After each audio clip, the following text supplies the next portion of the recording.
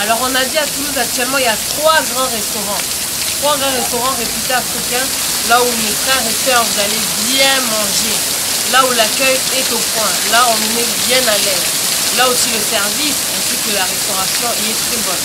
Bonne dégustation, bon repas, bon plat culinaire, à vous d'aller découvrir. Je vous les cite.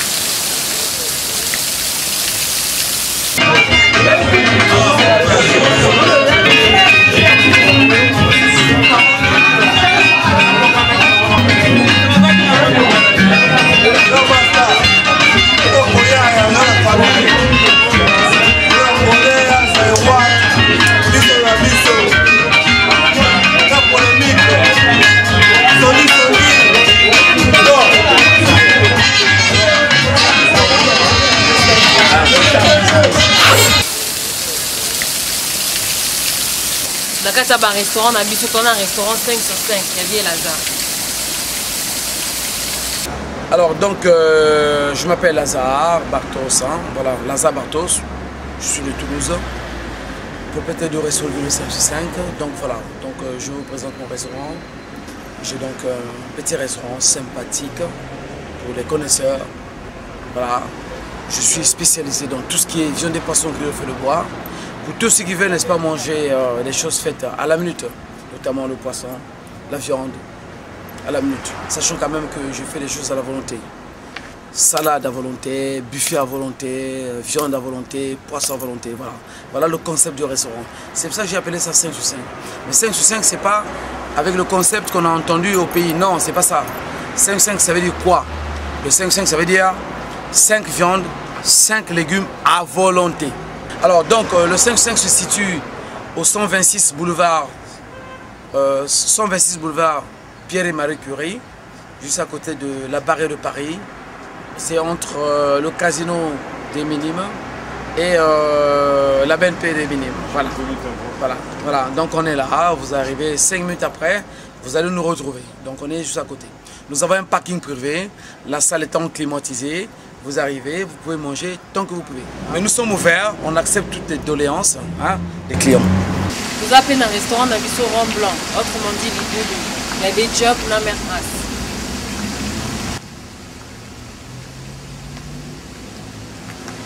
Yeah, donc plein, voilà, on l'appelle le grand frère parce qu'il a un grand cœur. La taille ne fait pas l'homme, donc Yaya, pour se présenter, vous allez avoir Wabi, Yoko Monola de Salari. Moi je suis Aliou, ancien basketteur international du 9 du Congo, donc on appelle les Diables basketteur professionnel en France. Aujourd'hui, donc on esprit est bien, donc il faut vraiment là que c'est pour avoir tout un et au salaire tout le fait un problème. C'est qu'elle a vu les années plein la plainte passée plein la plainte qui s'était savoir-faire. L'esprit est bien, ça l'a bien, ton esprit est bien, ton colonie. Et ça l'a bien, parce que c'est peu là, madame, je suis solo aller, Adam, on s'en vient, on va solo. Il y a tabac. Il y a tabac, c'est que tabac, il y a tabac. Solo, il y a tabac. D'abord, tabac, il va à la poteau. Mais pas à la tendance. Donc, on y a avant c'est peu là, donc, il y a moi, on a. Et tout ça, ah ouais. Tout ça, on a Rambla, référence, on a Toulouse. Yango nde moto esipi mokili mikolo banganda nyonso toyekamamaka na 2 heures awa na biso kosaka ngo un peu plus toza na kati ya 12 avenue Jarrier bayaya bautela baparis bamisel bakoya na plan esengo na esengo bakwa na plan na kati ya Rambla ndenge ezali accueil oyeba koyamba bato sourire ezala gentil na bato soki toyamba bien photo ya journée ne fumama 15 jours à 15 jours à partir de mardi. À partir de mardi, nous faisons Ramaga. Mardi, nous faisons à 17h à 2h du matin. Mardi, mercredi, jeudi. Vendredi, samedi, si la personne m'a commandé des bandes, la personne dans Yozanania. Nous avons gérant, nous avons pas gérant. Nous avons tenu les secours, nous avons frère là-bas. Ali Diop, Moulaya. ya talo ozala ya bope basombaka yango te sekamaka pambapamba te donc na esprit ya bien nakozala ndenge na Congo mère congolais père nanga aza sénégalais donc naza mélange wana epuis naza mpe français donc na esprit ya bien tozokolisa nde mokili ndenge ezali sekele ya succès na bino mobi ezali savoir faire voilà donc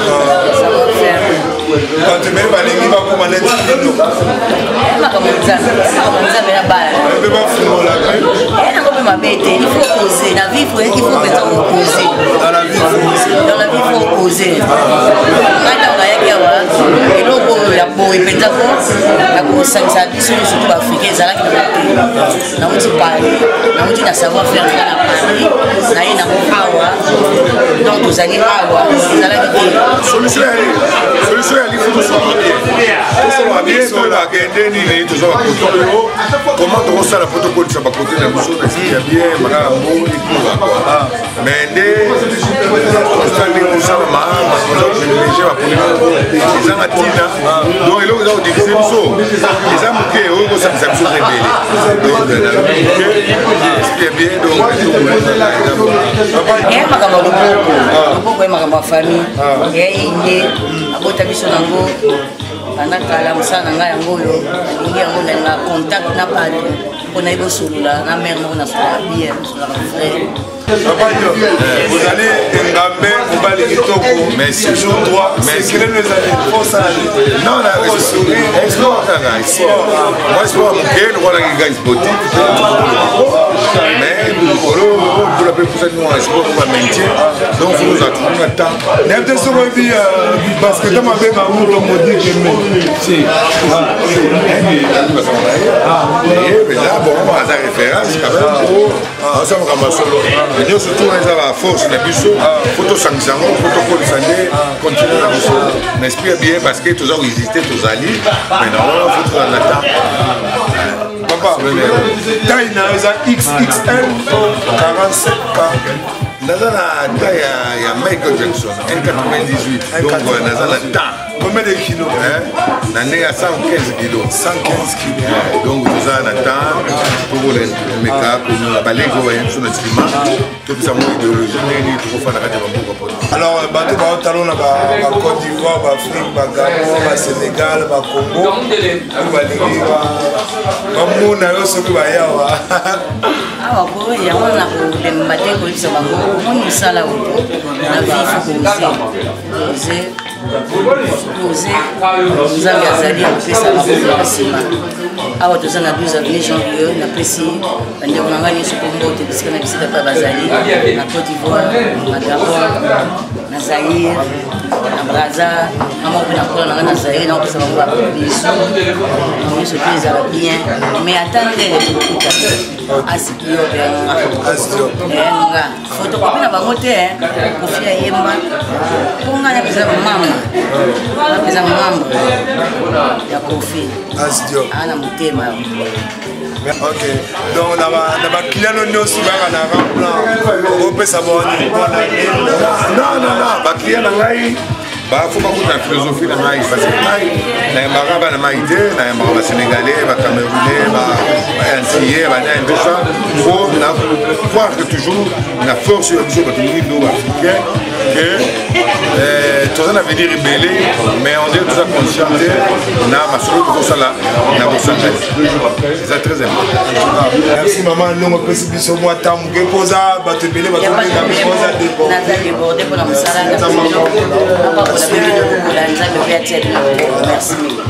merci papa John merci na ndenge opesi biso mwa ntan moke mpoza déborde bato ebele bazobenga yo moko dj yo moko okala mission tosala na esprit ya bien bokutani nde na kati ya ramla komona nga asdiop ntango oyokaka asdiop ezanga. Et on a aussi, comme vous avez expliqué, le troisième restaurant, le restaurant Vatican, ambianceux. Il y a Christian. Vous êtes toujours dans l'émission spéciale, dans la diversité. On a récité encore une fois. Donc, au terrain, on a vu plein de gens. Maintenant, nous nous retrouvons là où personne ne fout le camp. La Katia Vatican. Donc, nous avons le clan. Donc, Christian, inutile de le présenter. Christian, maman na Chanel Maya. Tout ça est pas là. Donc, Azali Wapi, Azanani, Asalarade. C'est Chanel. Ah, bonsoir. Maman la Maya. Maya, c'est la fille Maya. Combien de mois? Ok, donc Maya, on te salue. Coucou. Voilà. Donc, ici, on est où là? Vatican, c'est quoi? On est chez le pape, on est à Rome, on est en Italie, on est en France. On est à Toulouse. Mais pourquoi on a appelé Vatican alors? En fait, Vatican, c'est le lieu où mes parents se sont rencontrés. Donc avant de m'avoir, ils sont rencontrés dans un restaurant qui s'appelait le Vatican. Ah, ok. Donc en mémoire de tout ça, j'ai voulu baptiser mon établissement le Vatican. Ah, le Vatican. Et c'est là que j'ai rencontré la mère de ma fille, Maya, qu'on dit donc, de génération en génération. De génération en génération, on attire votre attention. C'est ouvert de quel jour à quel jour? C'est ouvert du lundi au dimanche. La semaine, c'est jusqu'à 2h du matin, de 16h à 2h du matin. Et le week-end, c'est de 16h jusqu'à 5h. Voilà. Donc voilà. Donc on se retrouve à Vatican. On y mange bien, donc on y boit bien, on passe des bons moments, des bonnes soirées, bonne ambiance. C'est tout ça, c'est confort. Et Chanel, elle est toujours là. Toujours là. Et Maya. Elle est là parfois le week-end. Ok. Merci Chanel, merci Christian. On a entendu parler de quelqu'un qu'on appelle Teddy. Teddy, c'est qui? Teddy. C'est le vieux loup. Ah, le vieux loup. C'est un loup? C'est un homme? C'est un loup? C'est un loup? Le vieux père. Ah, le vieux père. Ce soir, c'est normal, il n'est pas là, mais donc le week-end, vendredi, samedi. Ok, voilà. Donc si vous voulez manger du loup ou du fou-moi, voilà, venez chez les vieux loups au Vatican. Check ça. Merci. Toujours dans la idéologie pour vous remettre un peu d'énergie. Tout ça toujours dans le terrain. Donc vous avez un bakoulou tout. Tout le monde a Chic Maurice, la roue motrice. Si vous avez un bayaya, maintenant on va se présenter. Bonjour. Ouais, bonjour. Comment on est? Je m'appelle M. Choura Henri. Choura Henri. Donc, fonctionne les années là. La terrain, on est responsable de sport. Donc, en même temps, on est secrétaire. Oui. Ça fait 25 ans, on est secrétaire qui part dans le sport. Ça fait 25 ans à Toulouse. Donc, qu'est-ce qui a changé en 25 ans? On a bien un malade. Bon, changement négatif. Changement Salamaki. Il y avait trop de jeunes, trop de vieux. On dit que les vieux sont limbi, Sikoyo, on a jeunes. Donc, le rôle où on joue Sikoyo, il est entre les vieux et les jeunes. Pourquoi? Parce que tout préparer les jeunes, on relève. Mais tout qui va jeunes se révolter, il y a Kalama, il y a Sikama, il y a Koufelamboa, tout ça va souder. Donc, elle est normale. Elle est normale dans chaque société, opposition et zala. Tout ça, plein de terrain comme la Mongoudé. Comme la Mongoudé, la soirée gratuite ou provoquer voyage. Moi qui est un bon mot, Azadi. Donc, ça dit que quand on a un changement qui va vivre dans ma petit, quand on a un mais il y a une question qui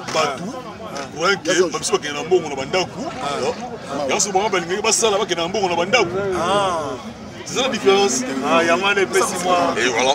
L'idée que elle est associée au loi 1901. Donc, on a besoin d'un bénéfice. Peut-être l'année prochaine, pour changer de place. Parce que les gens sont moqués. Nous avons juste à Simaraga. Bon, tout ça va démarcher. Le domaine n'a pas de démarche. tant que comment pour confirmation. Donc mon arabe bakotazo bazali petit popoué toujours en vie tout ça est l'amour baoyoka kindoki na bango frappe encore na bamboka bayeba batendance toujours en vie. Ok, alors terrain Maya Kalava Maya Sika. Donc voilà quoi, donc il n'y a rien quoi. Donc faut tout le monde en a à chaque dimanche. Tu aller à Owa tous les dimanches à partir de 17h30 jusqu'à X temps. Merci Papa Chou. Donc il y a l'idée que polémique existe en mot. Donc on a dit que maison mère. Ah, on a ta maison mère. Ok, merci Papa Chou. Alors tozali pena o babenga Zolo Zolo mwana ya Afrika. Zolo Zolo eza kombo na yo to eza kombo mibamba. Les purs, les vrais Zolo Zolo. Les vrais Zolo. Oh bah yeba. Boyoka. Et puis au Boyebi, Pitakit, Bayebi. Ils sont là partout, Bayebi. C'est moi. Papa Zolo Zolo, ça là, vous êtes homme d'affaires, businessman. Je ne suis pas businessman. Vous yeba partout, c'est vous en avez là. Vous avez la connaissance. Je peux dire côté connaissance, oui. Parce que depuis Kinshasa, j'étais dans les milieux, je connais les milieux et je peux vous raconter la vraie vérité du milieu. Donc, oui, bah, musicien, par exemple. Quel que soit musicien, mon pas au orchestre, je peux te dire. Parce qu'on a débuté. Vivre la musique, je peux dire Bolokai. C'est moi le vrai Zolo Zolo. Oh, je sais pas quoi. Moroka. Zolo Zolo Mwana Afrika. Voilà. Ah, ok. Alors Zolo Zolo, idéologie, vision en Afrique, ça la rend dingue. Vision en Afrique, ça la rêve. Qui n'aurait, par exemple, l'Afrique aura la tika. Parce que quand le roi Afrique depuis 82. La commune beaucoup dans la Suisse et puis la commune beaucoup à partir de Genève on a retrouvé Moko Toulouse. Okay. Et c'était l'ami qui m'a parlé de Toulouse, c'est Stavros Diakos. Mais vous savez tant qu'on connaît l'oreille du bois, on t'a dit bosso, on coûtait les guinaïers.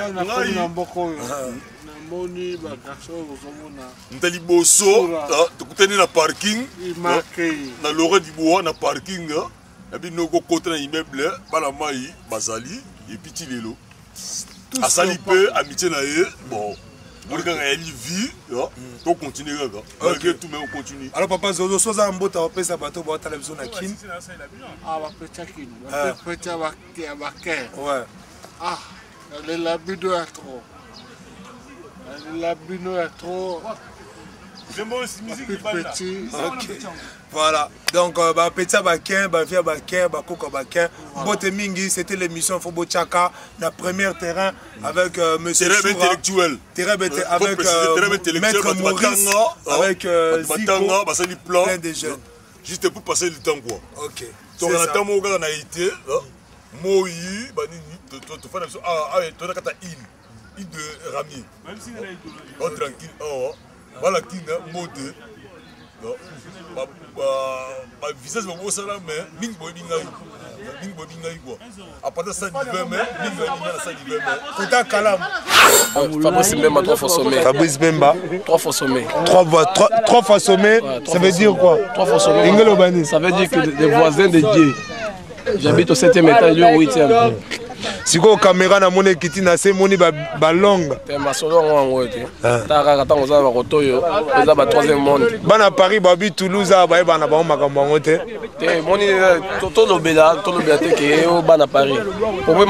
Partout. Propriété partout. Donc,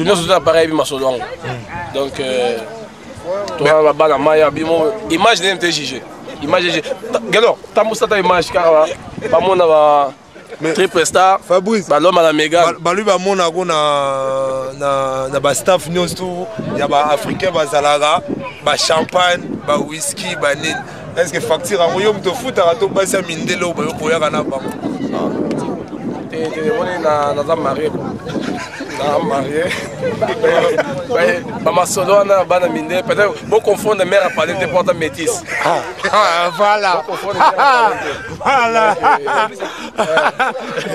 donc aza métisse quoi bana bacouleur mpe bon eza toa mboka moko mboka eza kwa bilanga kwa babiere moko ntango tozwaka temps mingi na semaine boyebi sike tokendaka na semaine baweekend fo mwa champagne malgré leki tozwa bama ya vert bon elekaka kwa mais bato bazolula yo bamonaka ba DVD bazwa baya poto bakoma neti yo Fabrice liloba nini okopesa bango conseil nini courage balela bata poto te fo nde courage poto eza facilité eza facilité fo lamuka ntongo 5 heures courage fo banda na idéologie fo banda na mboka po trop fo sommaire banda na idéologie na mboka donc on na mboka ezaka bacontinuité donc eza bacontinuité donc awa eza nango te komi rose te fo bunda malgré toza na ville rose ok ben mbote nini okopesa na bamusicien olingaka mpo baotala DVD mais tous les musiciens tous les musiciens congolais Kofi Papa Wemba on nous a dit kasala mosala ndenga trop fo sommaire ça ota forme na pesi epe kaka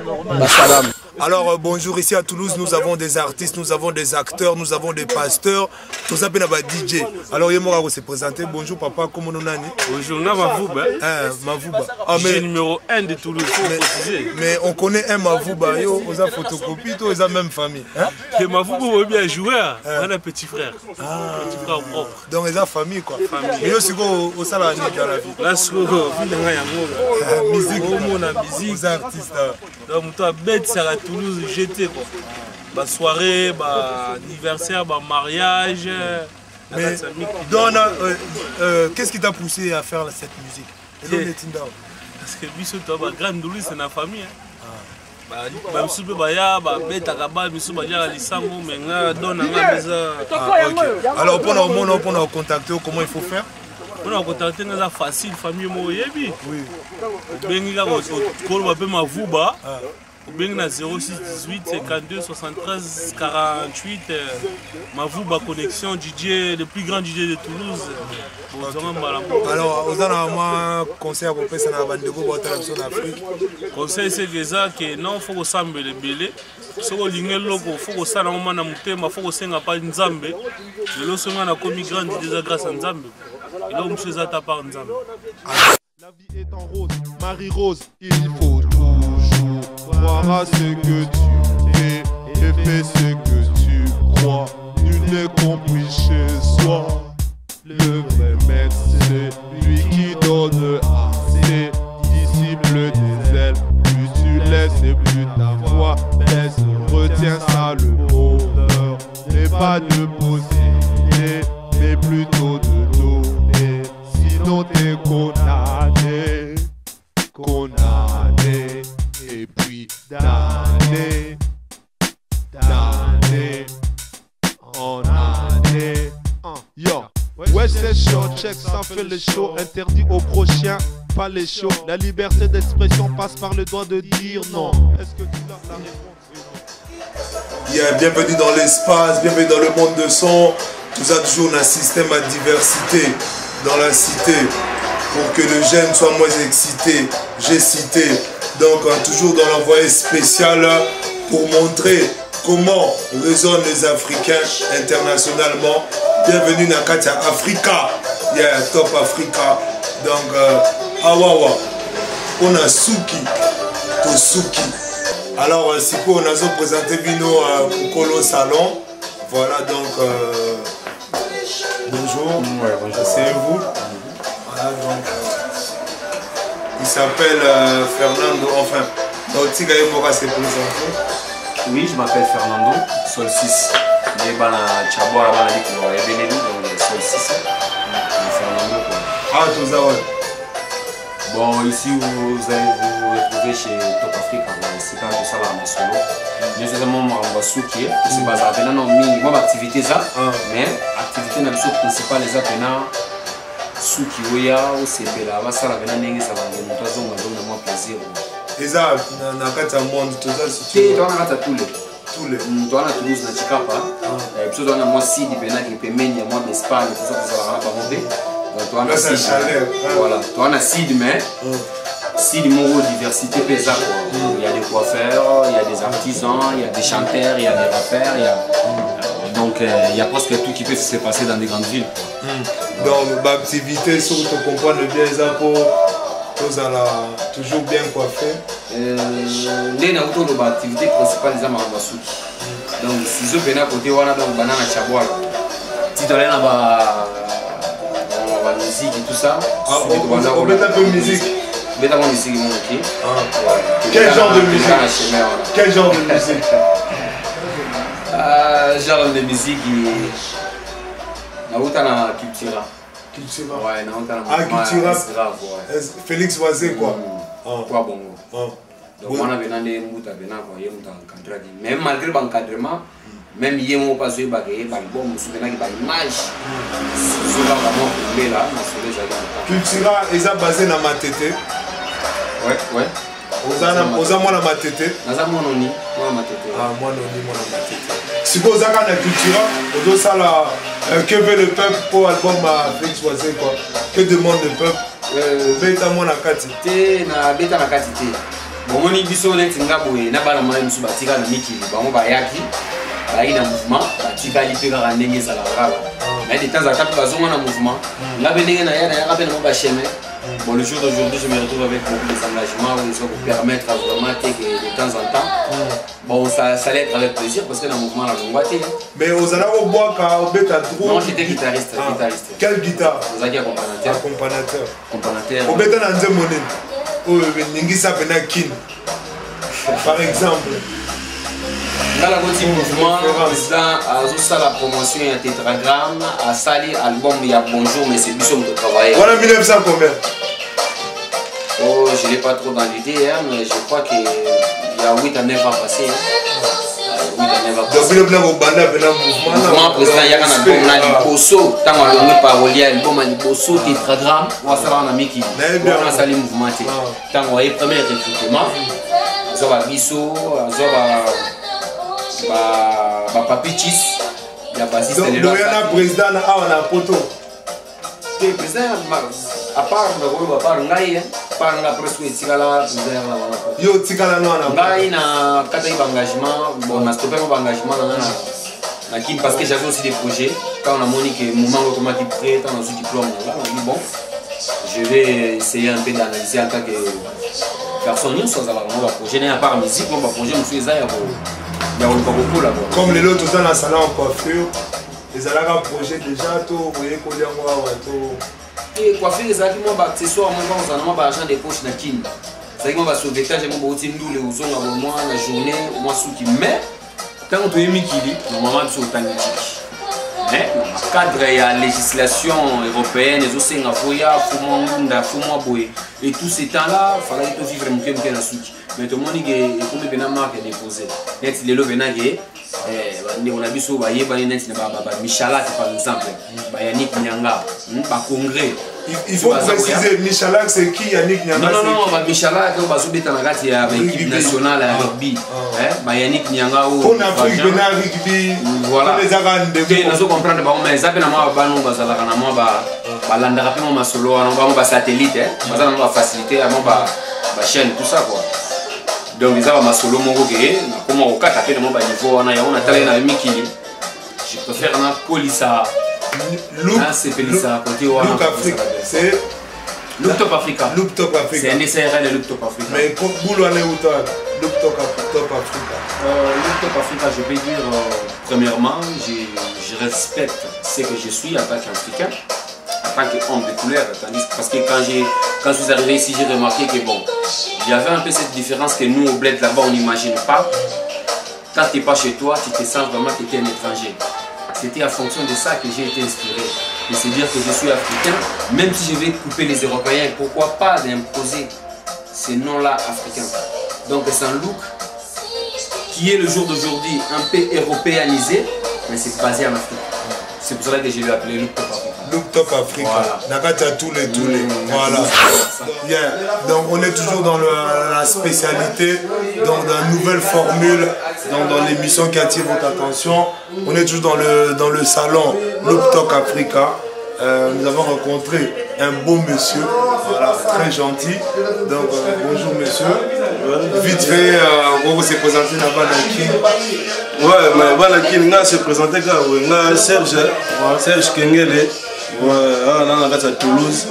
On a en France, à Toulouse, dans le sud de France. Ouais, donc très content. Si je me rappelle bien, Serge, tu habites à Toulouse, mais moi, la roaming à Paris, dans ma grande staff. Comment expliquer? Vous êtes à Toulouse en même temps à Paris? Non, on reste à Toulouse, mais Paris il reste toujours capitale, quoi. Voilà, capitale de la France. Il y a un autre qui est dans le cadre de l'événement, mais dans le salon Top Africa. Et puis, il y a Mouninga Fernando, le propriétaire du salon. Il y a un salon, il y a un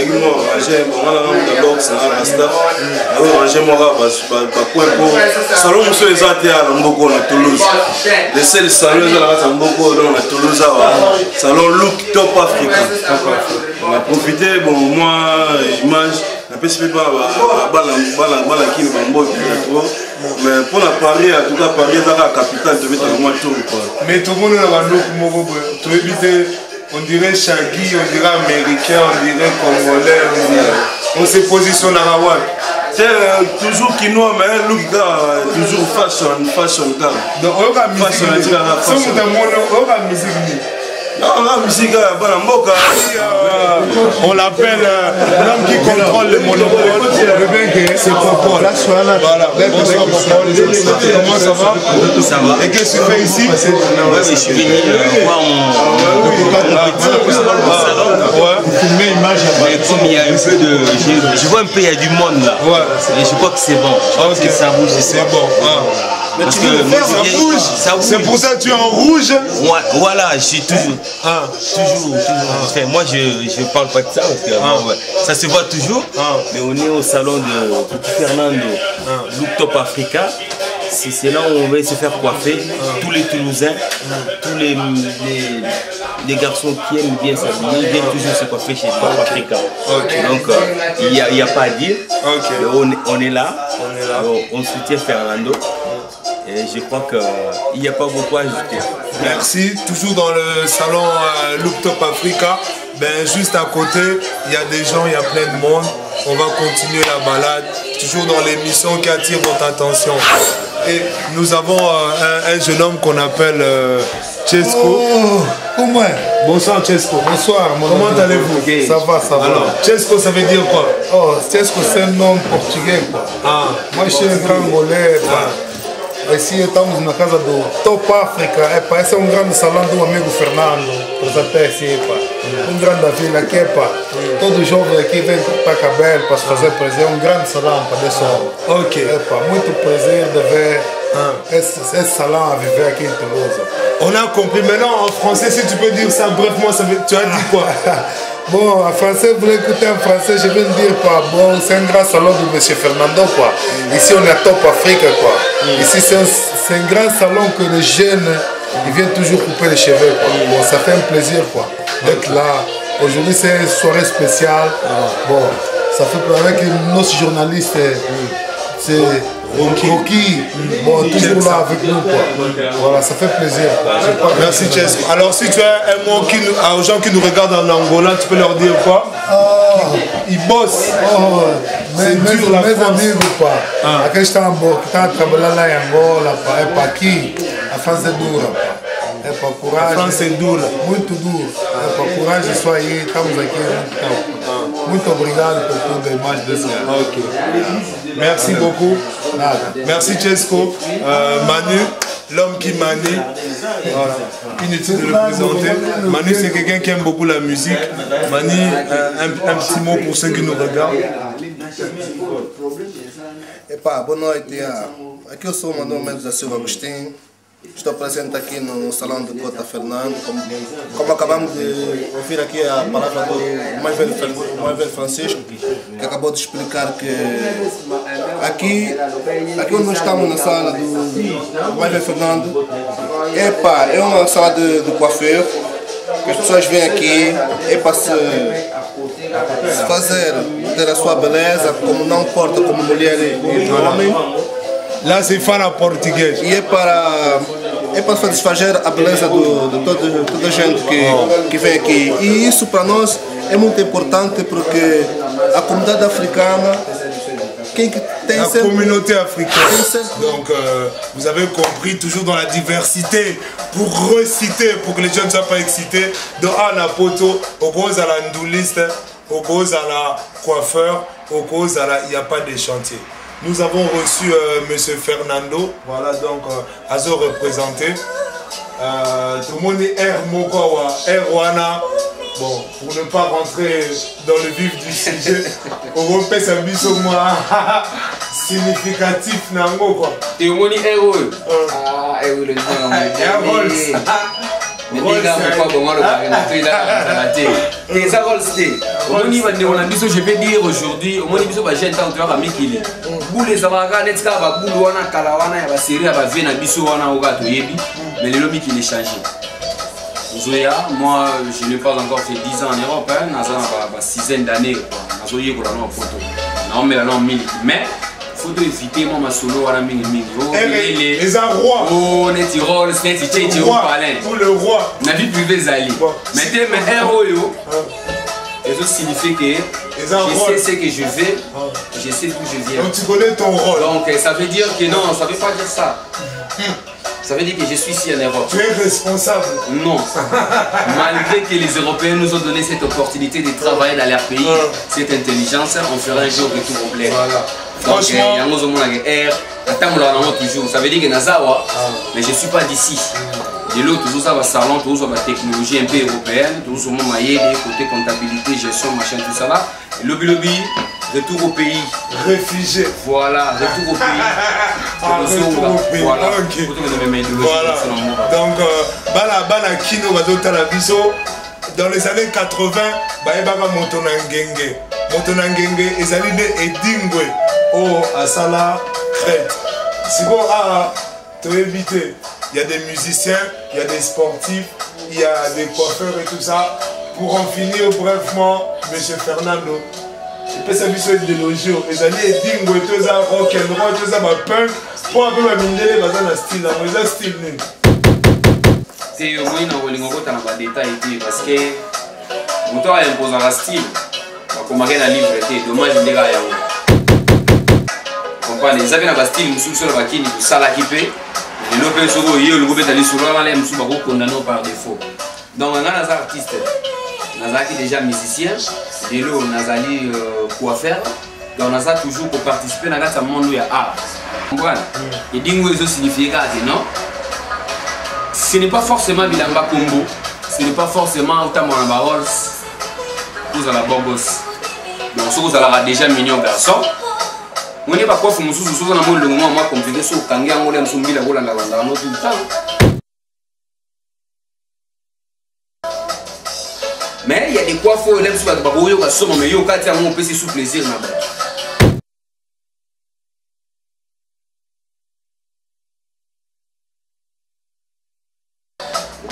Donc, on a imposé sous un peu, on a dit que ça va Djibril Cissé, la star américaine, ma casse qui va au salon.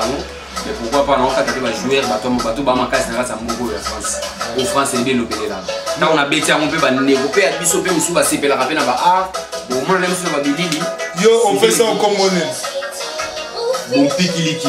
Bon pikiliki. Voilà. Ok. Bon pikiliki, vous êtes avec Rocky et Fernando dans le Look Top Africa. Donc nous allons continuer